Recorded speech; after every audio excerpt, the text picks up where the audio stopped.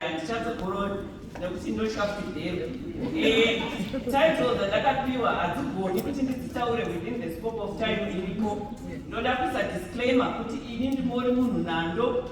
I don't claim to know anything about mental health, asi ndinongoscratcha pasurface payo.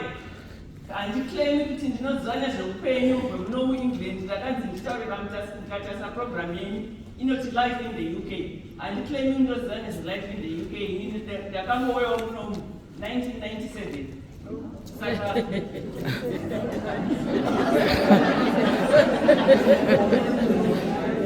Saka handizivi zvakawanda. Pane vanhu vanoziva kudarika ini vari mukati menyu. Asi Mwari anoisa vanhu panzvimbo for a reason. Sometimes to belittle them, sometimes kuti avadzikisire mukuzvitutumadza, sometimes kuti vadzidzevo in the process yekunzi vaite zvavanenge vachiita izvozvo. Saka kune zvikonzero zvakawanda zvatinoitirwa panzvimbo. Ndichataura ndichijamba because sezvandakudzai topic yangu haigoni kutaurika nenguva yandinayo. Saka ndichataura zvisina order. Mongo ndiregerera. Chekutanga ndinoda kutaura ndinoda kutaura kuti chinonzi mental health. Vane mental health simudzai maoko.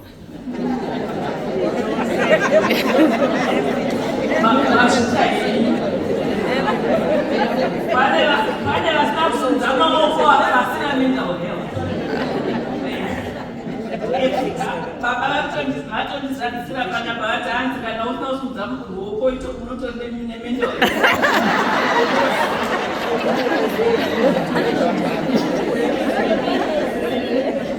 Utano hwenjere ndobwatinoda kutaura nezvavo. Utano hwenjere dzedu, ndxondo dzedu dziri kufunctiona here as it is supposed to do. Kazhinji kana paequilibrium pasisina, usingachagoni kuita njere dzako dzisingachakuitisi zvaunofanirwa kuita, zviri kutaura kuti pava nedambudziko. Pandakamboverenga pakataura kuti mental health is characterized by a clinically significant disturbance in an individual's cognition, emotion regulation or behavior. Nganditi indarekwa inini mai vebhachi anza chambomhanya kumba ndinobvisa bhachi nhasi vanondiona. Ndakonawo kuregulata my emotions handiti.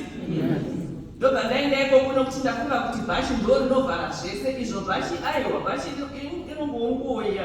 Mucheka wacho wakatengwa kuHarare kwaikokoko mastreet. Chakakosha ndechiri umu mukati umu.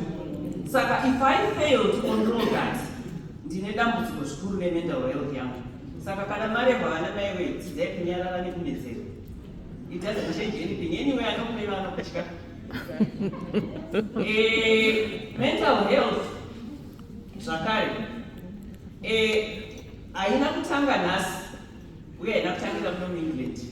Kumusha kwangu wandakakurira kwagutu taiva nebenzi rainzi Marirasa. Ndobva ndazoenda kuchikoro kwamakumbe kwaiva nebenzi rainzi Dhuruvhi raifamba nevana vavo. Ndo mapenzi ataiziva ndoyataingofunga ndo mental health issues chete idzodzo pamazuva iwayo nokuti zvaiita sezvisina kuwanda. Asi iko zvino takuziva kuti kune dzimwe mental health dzatisingatombooni nemaziso. Kune vanhu vanofamba neutano husina kuita zvakanaka vakawanda vatisingamboti takaziva kuti brain dzavo hadzina kumira mushe. Pamuromo wacho andori yeni pano ndiri kutaura in so many ways. Zvakanaka kutaura zvevamwe. Saka tinofanirwa kuongorora utano hwedu hwenjere kuti utano hwedu hwenjere hwakamira sei. Ndichangoti taure zvishoma pamusoro peinonzi mental health muno munyika. Ndiri kusanganisa masymptoms namadiagnosis. Handisi kutaura in any order nokuti handina nguva yekuita zvakanaka. Kune anxiety, kune depression, kune PTSD, inoda kuti post traumatic stress disorder. Inogona kunge yakabata tese tiri muno because we traumatized when we came into this country. Tinokureva nhema. Handiziva vakasvika zvinhu zvavo zvakangoti chechetere. Takatraumatized dzimwe nguva nevanhu vakatitambira mudzimba dzavo kuti uya uzogara neni ndichazokuchengeta. Vabva kudaro vabva vazokuitira zvimwe zvinhu zvisiri right. Saka tine matrauma akasiyana-siyana takasangana nawo mukati meupenyu. Takasangana nematrauma ekufirwa, ekurwarirwa, ekusiya vana kumusha iwe ushiweya kuno. How difficult is that? Kusiya vana vako wangotsveta. Ini ndo zvandakaita hameno vangu kuda makaita rake mukangosunga pamwe chete. Indakasunga ndiri hwana rega ndikasiya murume navana kumusha, and that was difficult. Pandakadzokera after 6 months ndaonda kuita rutsanga kudai asindaitya kureva kuti umma musinamira zvakanaka nokuda ndisina mhuri yangu. Kune anonzi maphobias. Maphobias fanika sekunoku ndo serious much. Kumusha kwedu takakura tichibata mapete, maspider, machinyi, but munomunyika vana vati spider nespider hatichagoni kana kuuraya spider chaiko kana kuribvisa pachikafu hatichakwanisa. Kune maphobias mamwe ari serious ekuti munhu haagoni kana akamira paheight haagoni kana kutarisa pasi. Kune maphobias ekuti vamwe vanhu haagoni kana kudhiraivha motorway akasiyana siyana andigoni kuapedza ese. Kune OCD tinotori nezita rayo kuchishona inonzi munhu ane chishavirei redona ndo OCD manje iyoyo. Manje ini ndikurarama nayo. Ini ndoda kupasa zvekuba kwangu handikubadziza zvikwanisingaferi nekutandizviziva. Kana mukanondirevera kuna vashanyi wamenei vashoni vakazikana vakachisuka ndiro, I'm telling you he can spend 2 hours achisuka poto mbiri. And I'm not even exaggerating. Ndakambotanga ndichibhoekana nazvo because ndinoti poto ndogona kusuka manini variwo kumboneta mamwe mabasa echirume vakadera izvezvi pa 2 hours apo ndobva ndazoona kuti kana munhu aine zvinhu zvake zvaenda haangoregeswi just like that. Ini ndindakatotsvaga coping mechanisms dzekuti live around vashoniwa wacho for 2 hours. Otherwise ini ndaitozoitawo mental health issue nazvo. Saka tipandiwa zvimwe zvinhu zvatisina control nazvo ngatisiyane nazvo. Wasonzwa chiena zvinoita papoko. Kune ADHD. It is very common munyika muno. And vazhinji vedu takakura tinayo ADHD tisingazivi kuti chinonzi ADHD. It went undiagnosed for a long time. Muno munyika yakudiagnoswa zvayo but it still takes time. ADHD inoreva kuti attention deficit hyperactive disorder. Vana vai vanopira pamusoro mukasvika vanoita zvinhu zvavo vasina kufunga. They are very impulsive in what they do. Vamwe vanhu vakuru vakakura nanhasi vanogori nayo zvinozoita zvichikontrolleka with age, but kana vari vana unomuti uchamutika asi uchamudzokera nesiso uchamudainona ndinezitaura haagari because kana muchechi chaimo unovaona vana kuti mwana ari kuteerera zvake zviri kutaurwa pasi kuti tsoka idzi dzimire kudai hadzimiri. Ende ndo zvinezvita pfungwa futi dzinodai ende havafungi maconsequences vasati vaita zvavanenge vachifana kuita. Anotanga kuti hati nenyaya yake kuita unozoti apinda mutrabhlo manje ndopouzofunga kuti ndo zvinoitirana neADHD. Autism vana vedu vakawanda mazuva ano ndikuona kuti yazara chaizvo autism. Handiniperi nezvayo. Kana munhu ane autism aita zvinhu zvake mukamubvisa parotini yake munorohwa mbama. Mozoti payanzi munhu ari violent asi violent ndimi mamubvisa parotini yake. Ndimi matora mental health issue yake mukaita yenyu. Schizophrenia ndo vana matirasi andanchitaura vairari vanonzwa zvinhu zvisina mutaurwa, vanoona zvekuti vakati icho mese munotarisa mugosha kuti chiiko chaakutaura nezvacho. Ndo vamwe vai vanofamba vachimba, ndo vanofamba schizophrenia ndo kwatinoti kupenga chaiko pachishona chaiko. Bipolar disorder vana mamudzi avo grafu racho remamudzi rinoti rikapira so rinoti cha kuenda kudenga remuntu.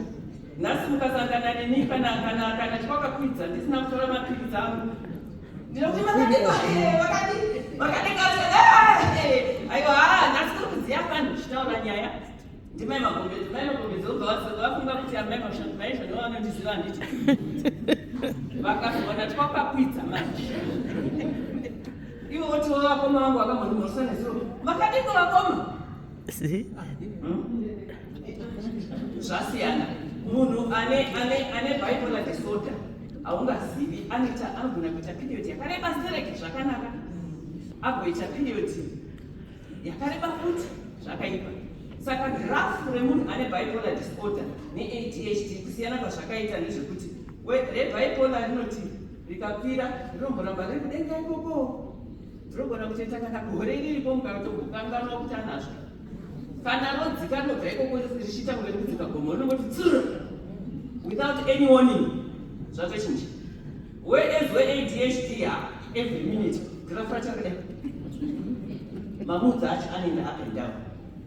Mania kana munhu aine mania handisi kuti ngaitsanangura here mania ndokumwe kwatinoti kupenga futi very high, anenge ari panyika yake ega. Stress, vasina stress kunzai maoko akuona vaviri navatatu mwari akuitire zvakanaka makakuna. Kunozoita futi zvimwe zvirwere zvenjere zvakafanana zvimwe zvikuru zvazvo pedophilia.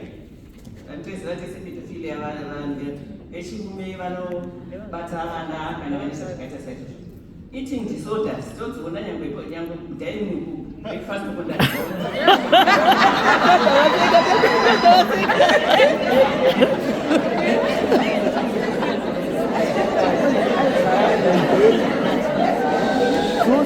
Unoona zvinoitika katika msangano paipai, unoona kamunhu katete kakadai nguva kakazadza ndiro kudai, you ask yourself kuti munhu kakazvipedza kari munhu wani. Ende zvaanozoita kana adya gomo iroro ndozvinoitika nekuti mwana anaungosika system yemunhu ichinzi idye gomo, kana ndere sadza kana ndere chiki 81. Saka kutorwara ikoko. Kune eating disorders zvese zvandiri kutaura izvi zvine marudzi nemarudzi, chimwe nechimwe chinotoda muswere wacho. Saka ndinongosikirecha pasurface. Eating disorder kune vamwe vasingatodyi zvachose, vanoramba kudya. Ukamupa kavhoo katitiki rice wakadai so anononga rice 1-1. Ukamboda munhu anononga rice 1 kudai aisa mukana. Would you taste it? Ndo zvavanoita na-eating disorder. Ndozoya pane inobata vazhinji vedu muno yakaoma Alzheimer's nedementia. Ende inogona kuita early onset, saka vachiri nemakore mashoma musafungai nekuti you are exonerated from it. Ukaona uchiti uchikwira upstairs unenge uchida kuti unosunga pasokoti uchamboenda kudenga unotora something. Paunonosvika palanding you ask yourself kuti ndichenda sei.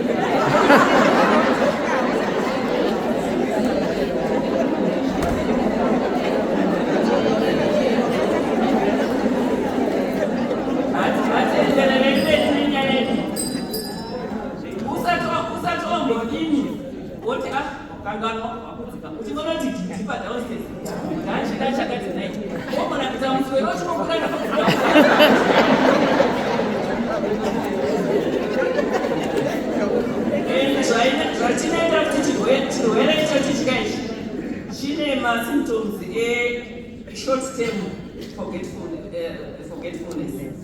Unogona kukanganwa zvawabvisa mai manje, asi sezvazvinenge zvitaura baba zviya unogona kuziva kuti musi wandakaroorwa kumusha baba Chakata ndakaona Eusebia vakuvimagumbo ari mwana akasandimhorosa zvakanaka chitiracho rakanga chiti 10 January. Zvese izvo zvaunogona kuchiziva izvozvo, asi kuti undibvunze kuti apa pamama akagarapo mai manje maamuchitei, unogona kukanganwa. Chakashatira zvinhu izvozvo ndechekuti iye zvinezvi pana vamwe baba vakazotaura vakati munoziva zvamunoita vana mai vemakachi, munochengeta litani yokutadzirwa kwamakaitwa kubva musi wamakazvarwa. Mumwe anogona kuyokudza kuti musi wandakazvarwa nesi vakazvarisa mai vangu ndakanzwa kuti havana kubata mai vangu zvakanaka. Vakuzviziva izvozvo zvakaitika 54 years ago, 64 years ago. Asi pamuti ndipo vhesi 1 yomubhaibheri anoti ndine flu.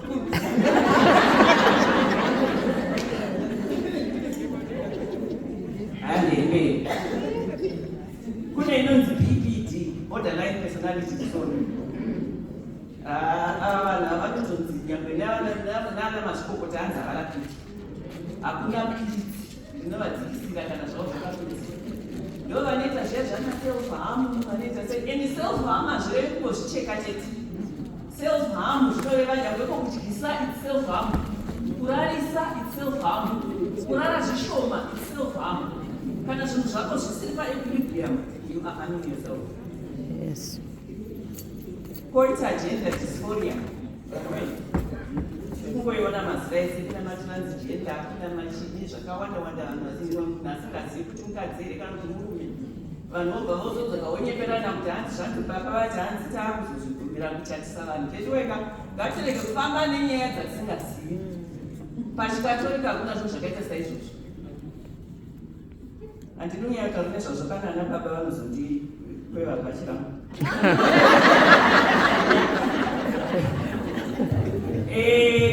Body image, kune vanhu vasingagutsikani nezvavari. Hakagutsikani, unoona kamunhu kakaonda kudai kanomukandida.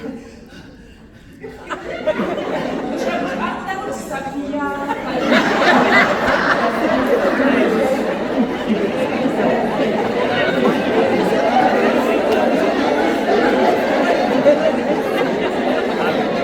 Kozoita vamwe vakakomborerwa sanambe amativi kudai. Kana vakakomborerwa kudai kuzogona madyira avanoita ivo vakakomborerwa. Zvakudaro ivo vatori blessed. Havati here kuti vachanabva chakuma vanhu.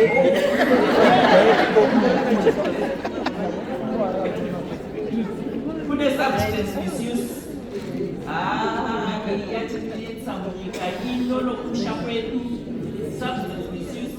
Kurwara kune vanhu vari kutora mutoriro kumusha umo munomu kune type netype. It's a minefield on its own. Kune doro chairo chairo, kune vanhu vanomwa doro kusvikira Jesu achidzoka. Richidzaswa. Ende vachitokudzai kuti omwa nomuna Isaya. Richimwa zveshe. Vachikona kutengera vana chingwa, asi yedoro chaiyo. Kune vamwe vanosomataiza kuipa kwenjere dzavo, kusomataiza kuchinja, kuzviita physical. Munange iwe musana wangu, mangwana. Iwe gumbo rangu. Iwe musana wangu. Ari kuitwa matesti, aitwa matesti nematesti, hapana kana chamboonekwa. Hamuna kuda zvakanaka. Insomnia ndamutaura nezvayo kune vasingavati. Hamena kuti vane vachiteya, vane vakobvunza. Kozoita vanovatisa, handisi kana vafa vachadii, because vanogara zvomumatiro wavo. Vachida kusvika mangwana, kusvika mangwana, vanete chete. Forgetfulness ndataura nezvayo. Kune suicide, ndatindi kusanganisa madiagnosis namasymptoms. Kune suicide. Kune overspending. Pane imwe yandakuda kutaura asi ndoda kutaura nezeve, ndoda kuisa maiki.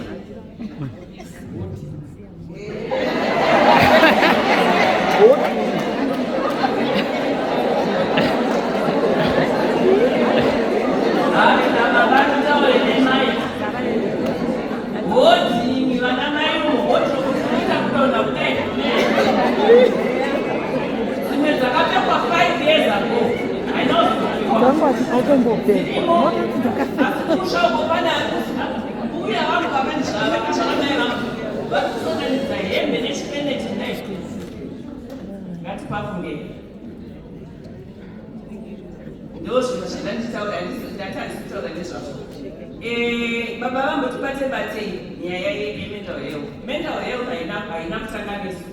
Mental health yakatanga nevanhu vemubhaibheri. Nebukadneza mozonovereka nega nokuti handina nguva yekuudzai nezvake.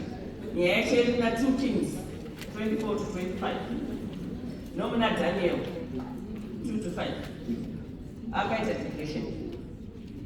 Elijah akutaurwa nababa, sorry sister, 2 Kings 24. 2 Kings 24-25. Elijah, baba vatomutaura, ari kuna 1 Kings 9 totaridza mwana wangu wandakagara naye ndikatione baba vakutaura zvese yangu. Ikuna 1 Kings. He was a mighty man of God, very faithful prophet. Asi zvakasangana nazvo mubasa rake zvakamusvisa padepression.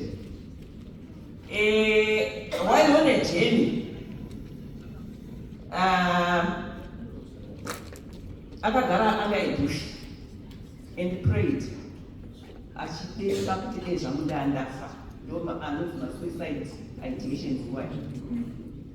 Akataura kuti I have had enough, Lord. Achinamata kuna Mwari wake. Take my life. I am no better than my ancestors. Zvakazvanetsani. Mambo yedu Yesu Kristu chaiyo. Makamboone munhu anobuda uri pane mvura in the same vein. Mumunda weGetsemani uye vanapita vachiforoza hope varuko vachidzokera kwavari kuti matadza kungorinda kwenguva imwe chete hayo here. Unofunga kuti achiziva kuti mangwana ndiri kuenda kunofa. How do you think he felt? Anxious? Full of fear? All same emotions akugona kufunga. Panguva iyoyo wakatombo mental health yake state yake yanga isiri right. Nyangwe naye wakatozosvikawo kuti baba dai zvaibvira dai mukombe uyu wandipfuura nokuti zvanga zvarema. Kana iri nyaya yaJobho handingatauri nezvayo, ndofunga tose tineizina. Jobho akasvika pakutuka nezuva rakadzvaka, akasvika pakutuka nezamu raakayamwa nokuti zvinhu zvanga zvaoma. Dzese stress idzodzo. Saka kana tazobatwa nestress musafunga henyu kuzoti zvangu zvino zvakabvira kare zviriko zvinizvi. But chakakosha ndechekuti what do we do about it? Vana Martha vese, Martha was overwhelmed by the demands of being a hostess. Akaenda kunochema kuna mama kuti uyu Maria wakangogara apa chete wanga atonetseka nestress yekubika mukicheni. Mambo tafita chai mutikaenda kuna Psalm 6 verses 6 to 7.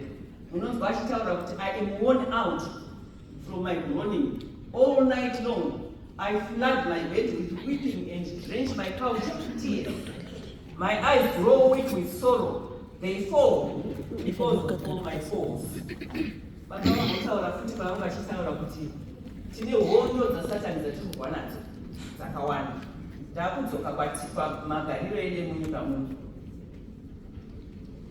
Nekuti ndoyanga iri mupati yetopiki yangu. Shakawana. Zvakanyorwa zina oti. Munyika muno muna cultural changes. Tinosvika munyika muno tichifunga kuti ita yabva kumushanda yakatichaka. Ndakazoita zvechinesi ndamuno. Tichifunga ndotaura chirungu spirit. Ndakambosvika ndikaenda kuyoku kwaigara zivangu zvikanzi you looking for a boss?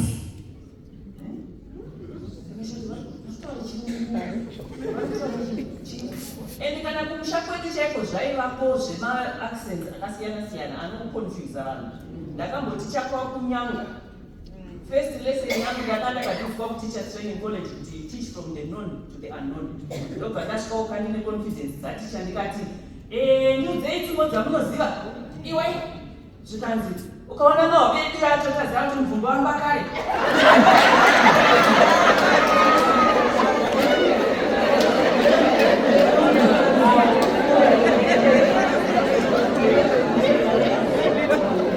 Apa mukaranga muVictoria wabva kumasvingo kwabhutua rwebhonzi ziya kuti mubvungu wangu akare ndochiicho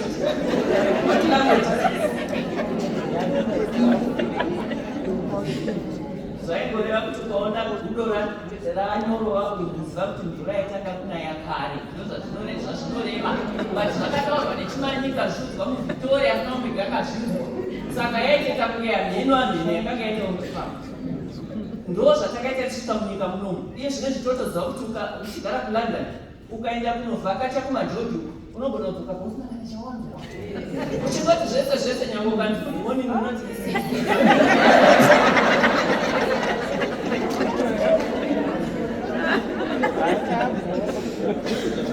zvakaoma.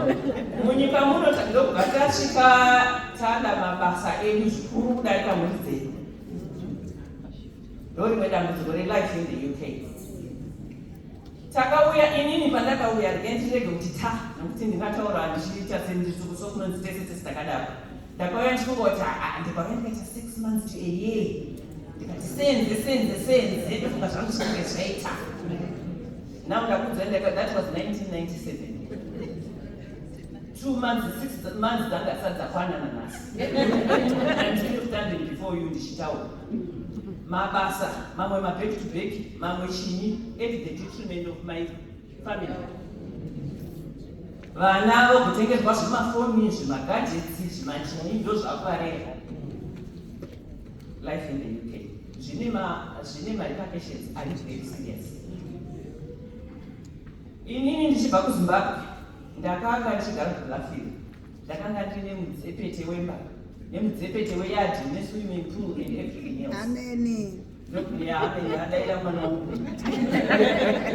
Ndiri munhu ndaiva nasisi webasa, nabvudzi vemugadheni, ndakanga ndine mhuka yangu yedzijaji.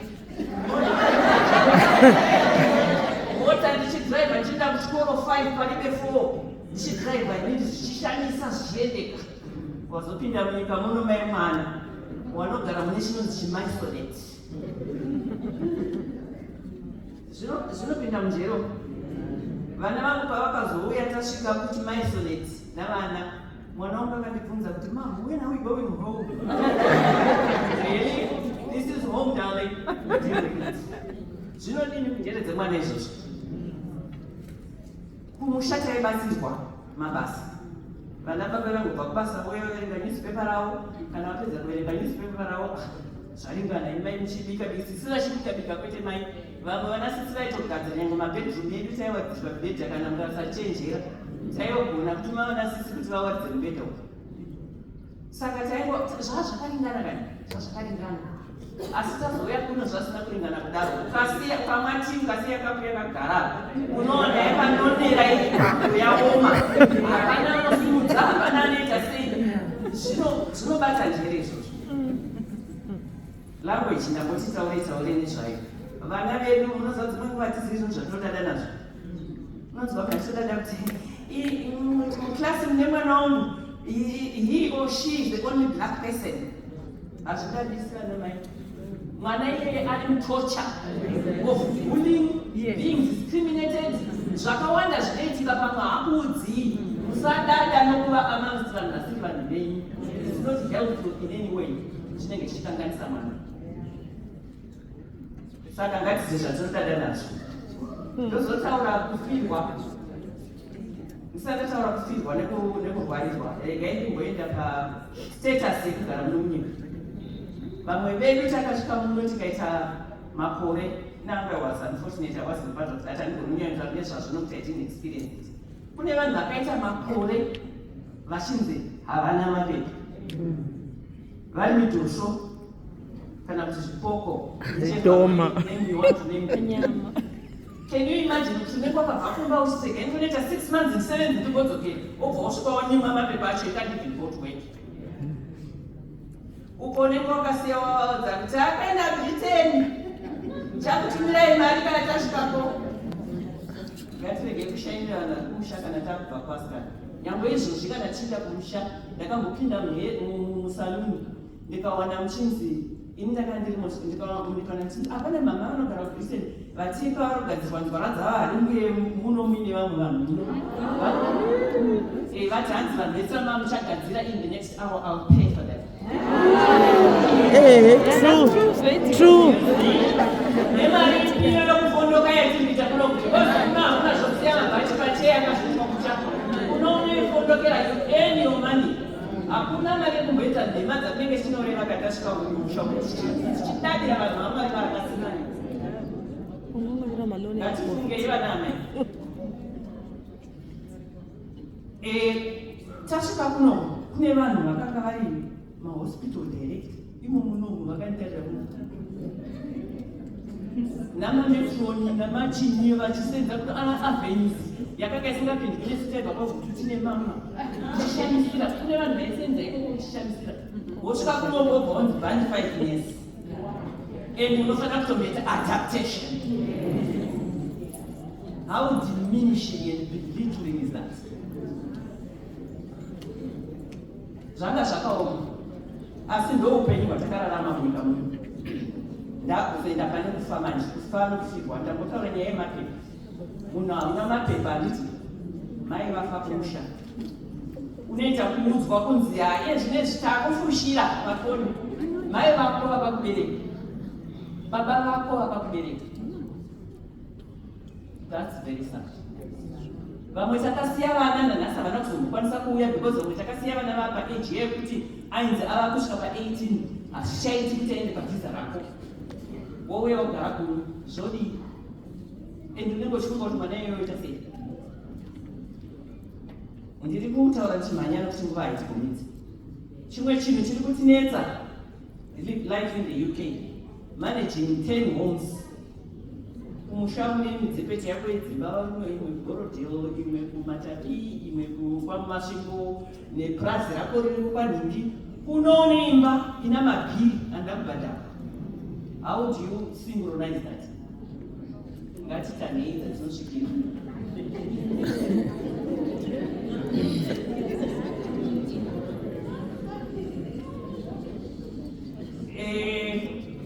Yevana vanoisoletwa ndaitaura. Single parent homes. Kunyanya munyika muno zvakaoma sei kuti aidha wafirwa uri single parent because wakafirwa kana kuti wakangoita wako munyama ukamitisiwa zvikanzi hapo ndo mwana hazi wangu kana kuti chini, and you have to raise children by yourself. Patambotaura kuti hakuna sisi hakuna ani, vana vacho vanoda kufirwa, vanoda kuenda kuchikoro, vanoda kutengerwa uniform, vanodawo zvine vamwe vanhu vese. Iwocho unofanira kuenda kubasa, unovasiya nani? It's hard. Zvakanaka handigoni kutaura zvese ndikazvipedza. Iye zvinezvi ndakuenda kunotaura pamusoro kuti tinotsvaga here rubatsiro. Do we know? Izvo zvitakagara pano, iyeni ndakamira pano, do I know kuti mental health yangu yakamira sei? Can I actually acknowledge kuti iye zvinezvi ndofunga utano hwangu hwenjere hwakudai? Zvinogona kunetsa futi izvozvo. Let's be each other's keeper. Mukaona munhu aimbotaura straight, samaisoiwa angoti zii pane problem. Kana kuti mukaona munhu akanga akangoti zii olopesa ndiye apazvipazvo pese pese kana pachashaikwa paita problem. Sekutaura pandamboita zvinhu zvose zvisina equilibrium zvine dambudziko. Toita sei kuti timaintain a good mental health? Ngatiplanei future yedu chekutanga. Hamene kuti isusu tava zera rangu inini tishine nguva here kuti takatoinonokera Colgate mazina akaoma. Take time to evaluate your needs. Zvandakanga ndichida gore rakapera hazvisiri zvomani dzanga ndinogoreni. Zvandakanga ndizvo kudhara taingoti ukanzi kuMarks and Spencer kwaita zero. Watopeta chibheke wakwenje. Unowana zvinhu zviri kuita ma5 pounds, 1 pound chikufunga. Kana uri zera rangu uchiri kudaro utano hwenjira unakuita zvakanaka. Maswero omunyika muno anouya achienda iwo shakwaariko achibheba. It's up to you kuti urealize kuti izvi zvichiregai ndisire vana mai chakufanya adikisha. Inini nguya anati ndichiregai ndisiyane nazvo nyange kanzi kune sero dzokunzi zvinhu chitoro chose uyamutore ne20 pounds siyachiriko unochitora wainepita chokugoti. Take time, have me time. Inodiwa me time. Endaiwo kumaholiday wewe pane mungotorwa majeni ekuMarks and Spencer apa sepechi. Chengetai mari muchimboita holiday kunofunga about nothing. Ungonogara vai vachinoona vakapfekawo munopfekawo zvinhu kana mazopfeka hembe dzenyu dzisina kururama musaisa paFacebook. Tinombovaona vamwe vana mai vemabhachi vakapfeka zvakaiswa paFacebook.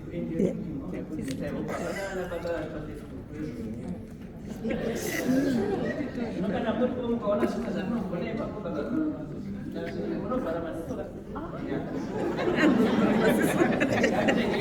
vana baba maziso ngatizvifone zvipo zvirikiseikana zvitakuenda kunosimba iye zvinezvi kwane zvimashoti zvinosvikawo zvana mbuya vatinhu kazvida kuenda kuslave ndozvese wakadhiresi kangu kanovharawo vakane hazvirambidzwi.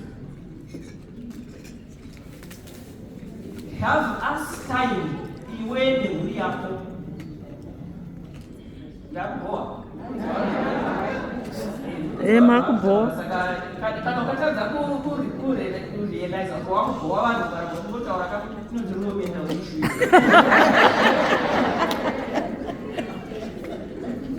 Ngatitei nguva nemhuri yedu asi time nemhuri yako. Zvenyu zvokuruko tinokuudzai kuti pafamily group unoda kugandazeti. What's family group? Unongotaura paWhatsApp. Hamutaurirani ngodo. Ndakaona chimwe chiklipu chandakaona chavamwe mai vakatanga nokuna baba vacho vane chibhasiketi chaumba mavo kana dzanguva dzokudya vanofamba nechibhasiketi vachidero. Baba okanda foni yavo. Mwana okanda foni yake. Kana foni dzose dzepamusha ikoko dzakagwa mubhasiketi. Wochidya manje. Ngatizvipractice zvinoita sedambe asi zvinobatsira.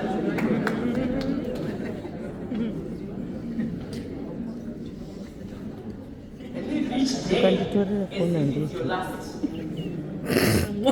Chigumbu forgiveness baba witi bate. Kana ndikafa ndakatsamwira dai magomedzi vakanditadzira teneza goba takasangana paairport. Hazvina kwazvinondisvitsa. Live each day as if it's your last. Farira munhu wose. Ipo pano patinouya kudai so ngatiuye tichifara tikada kuisa nhamo dzedu tikanzwena dzabva baba. Vana baba vanotiza havadzigoni.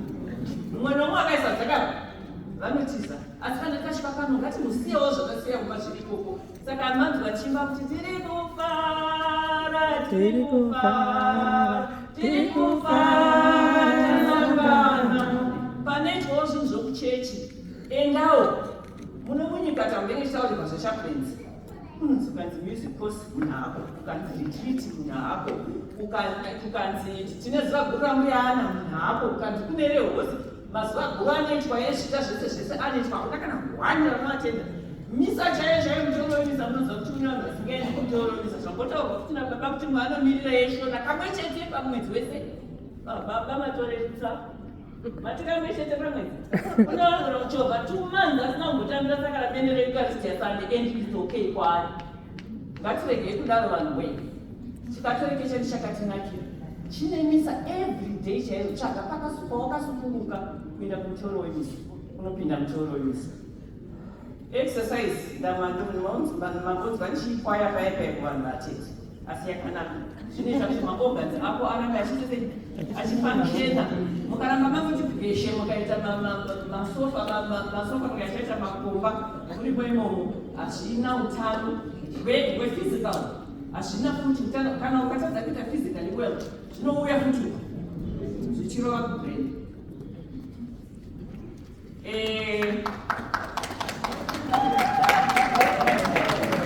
Kana tanzwa kuti hatisi kunzwa zvakanaka, let us seek help. Tsvaga paunowana rubatsiro rwacho. Kune rubatsiro rwemunyika ino kuma-mental health institutions ariko kana usingada hako kuudza mumwe munhu kana uchiziva kuti zvinhu zvako zvinozoseveswa kana kuiswa tii. Kune vamwe vanhu vari independent vaunogona kuenda kunotsvaga rubatsiro. Ukagugula chaiko unozviwana. Ngatishandisei zvose zvatinopiwa nesangano kuti tishandise. Baba vataura kuti ngatinamate. Kunamata ndozhinji kuru. Ngatinamate, ngativerengei Bhaibheri. Indakaenera mbiri vane maBhaibheri avo kusudza imo maBhaibheri enyototi. Akorerwa nemaBhaibheri. Domine Bhaibheri. Muponi.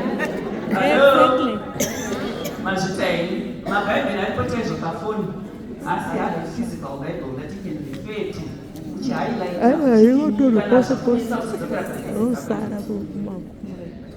Telefoni iri convenient no airtime dzanakushata. Tine tsariro dzakasiyana siyana.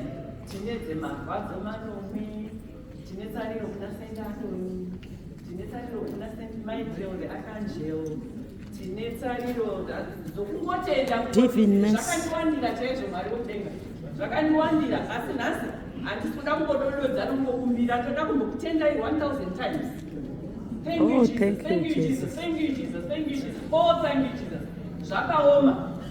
As I speak, vazhinji venyu makaviga mwana wangu. Ndine mumwe ari kurwara futi nekanza kuScotland. vamwe vanotoshaya kuti vamwe vakazonditi haende makazosimba handina samozvinyepera inini ndakasimba handina kusimba chinhu asi ndinotozviudza kuti kana ndikasakwinya ndichaenda ndikasiya mwana ari Scotland ari hospital asina nomuona. Amen. Saka takatakura ini ndakatakura. I don't know about you but inini ndakatakura and the only way kana ndikasachenjera munozondinzwa ndanzinera kwamakandiwa kana ndane mvura yemucheuromba iyo Roma yakafuma mafumiro ayo akaita nezvinhu zvaunogona kushandisa sarero of different types kana uchidzida dziriko manovhena aya takatonyorerwa nebhuku mvumbi ramanovhena riri murudzi rwedu zviriko mapilgrimage aripo endaiwo mapilgrimage hakuzi kukwira ndege kuenda kurodzai kune mapilgrimage anoitwa munyika ino atinogona kuenda and pilgrimage netourism zvakasiyana kune vasina pilgrimage havasina kutsika kukanzi handei kurombi pariko kanzi handei kuisraeri variko asi ukazvagarisa pasi ukavabvunza kuti kuisraeri makanodzidzei ini ndakandikumba ndiri nani ndakaenda kumuteuromisi nokuti havana kana kuwanisha asi pikicha foni inenge ichitango ichatsemuka namapikicha vakadai takaplasta munongonzwa makongresi ariko maritritsi ariko ngativewo vanhu vanoita tsika dzeukristu dzinowanikwa achingoipi maromans iyo dzedu dzese dziri mubhaibheri Romans 12 verse 15 to 18 inoti ndo inotiudza nezvetsika dzeukristu farai navanofara muchichema navanochema ngatinzwiranei mukanzwa kuti kwandiri kune chaitikawo handizivi kuti tichiri kutenderwa here papanezva mambotaura zviyapamwe ndichapinda nezvinechochechi panapa ngatinyaradzanei nenzira dzatinogona kunyaradzana nadzo kana mai tashaya vakati ndiri kuitawo pati handeiwo kupati kwavo ikoko takapfekawo zvakanaka kupfeka mini nokupfeka kushama hakuzi kokuchena unogona kuchena wakapfeka hembe inotsvaira pasi apa kutsvaichaichai vanhu vakoti wow saka kushama hakuzi kuchena ndo zvimwe zvinotisanjire munhu because munoziva vanhu vanopfeka 2020 tinotangira pati wakaperera kana vazokudaka vane vakuda washakuti vangokuda mvavaaziviere kuti hembe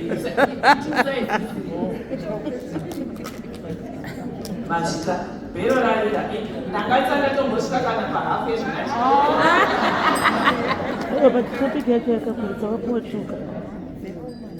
Let us be aware of early warning signs dzeutano hwedu. I know my health better than anybody else. Ngandizvizivire kuti inini ndikaona zvinhu zvakudai so ndofunga zvinhu zvakuda kuita pasina kuita zvakanaka. Ngatizive ma-early warning signs edu. Ma-early warning signs vanhu vano-withdraw from their friends. Kona munhu wamaimboseka naye hamuchamuoni, mukafona hachadairi, pane zviri kuitika. Can you find them please? Ukaona munhu akuavoida ma-activities aaimboratidzwa nawo kare hachaonekwi nyangwe kuno kwatinosangana taimbomuona pese pese iko hachamuoni. Pane problem. Feeling of hopelessness. Pane pamwe paunongofila kuti for the one chandombonyanya tamburira chaicho chii. Consistent low energy. Ukaona uri munhu anongogara achiti ndinomunzwa kupera simba. Hakusi kupera simba, pane zvimwe zvinhu zvisiri kuitika zvakanaka. Ukaona munhu akumwa zvofunga asingachazivi kudzokera kumba kuti portfolio yake inoti chii. Ndakada B here kana kuti W akaita dambudziko. Confusion ndambotaura nezvayo. Iye zvinezvi ndakupedza zvangu nokuti bhero rarira. Ndichikurudzirane kuti ngatinamatei, ngativerengei mabhaibheri edu. Zvimwe zvinji handina kutombotaura zvichazoitika mumwe musi asi kune vhesi iri kuna Timothy inotaura kuti kana uchida kuita mukristu uchida kuva munhu ane faith unofanira kutanga nemhuri yako. Kana faith haitangi kuchechi ayo kungoni national church kumba vana havatombozivikana kuti mai ndeve yellow here kana ndeve pink. It doesn't mean anything. Ini ndinofanira hangu kupa ndichitanga nemhuri yangu. Isevia weba.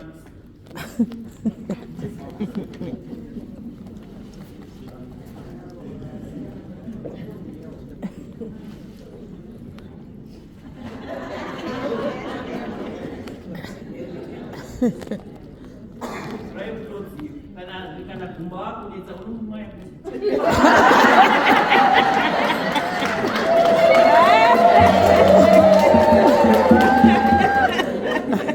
mabasa watinaenda kumoneza mfungere gani kutesha ndinaita nini akanipia akanifaka na vanhu vanapataka motora ndichipinda muoffice I'm very early getting into the office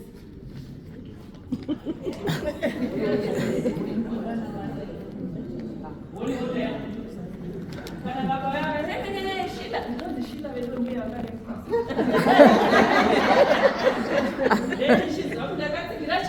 Nechibataura. Ini ndakasenza menda yo baba ndakashika munyika muno makore akafudza asana mborogwa nebenzini andinozo kuti mapenzi atorowa asana mborogwa asana mbosikiza ende kana benzi rachikana ndikatoona nhasi shift yakaipa kabhodhoro kangu katenda kuti ndinako mupoketi ndikamonoti rakunyanyera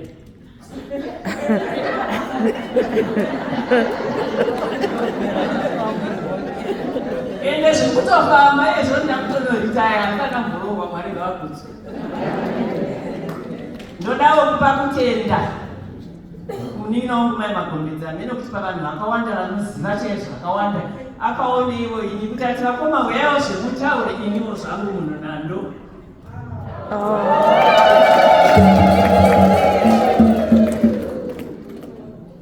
ndanga ndine mavhesi anogona kutibatsira kana chinge tamatambudziko eanxiety stress zvakasiyana siyana zvatinosangana nazvo ndakupedza hangu maenzere musadiridzira pere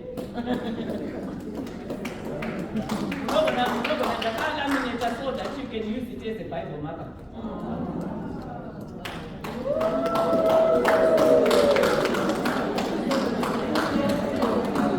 Kama ndio basira mawe.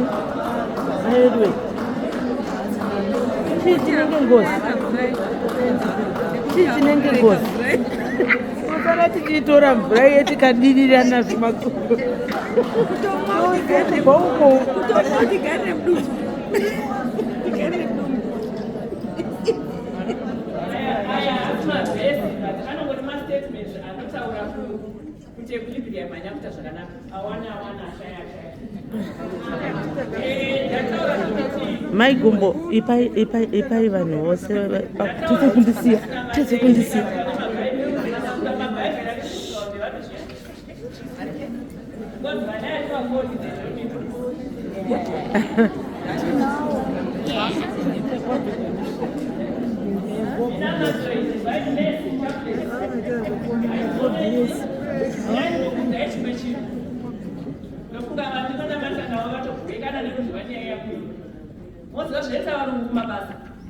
Every 2 minutes, I'm going for a hug.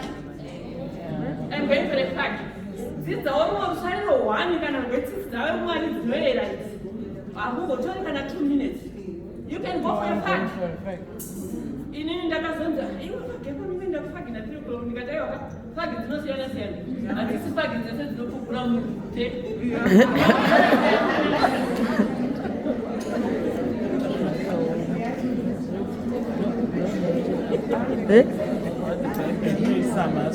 What?